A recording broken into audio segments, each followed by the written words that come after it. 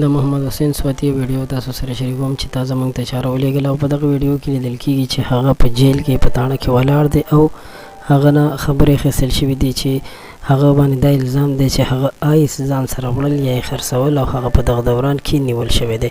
په محمد حسین سواتی باندې له دې نه وړاندې هم ډېر داسې الزامونه وو چې هغه په سمګلینګ کې یا نور داسې جرمونو کې ملوث دی، خو بیا هغه خبرې رفع دفع شوې ځکه چې د سره یو ځل مخکې هم شراب او هلکان نیول شوي وو. نو دا اوسنی خبر دی او همدا پرون وایرل شوی دی چې دا د پښتونخوا پولیسو نیولی دی او اوس مهال په جیل کې دی ځکه چې د سره آیس نیولی دي.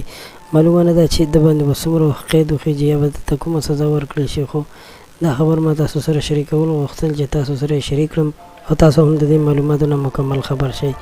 ویډیو در سره ضرور لایک کړئ. په آینده کې که غواړئ چې تاسو نور معلومات نور خبرونه ترلاسه کړئ نو زموږ چینل هم سبسکرایب کړئ. خوشحالي مو غواړم، بریالي اوسئ.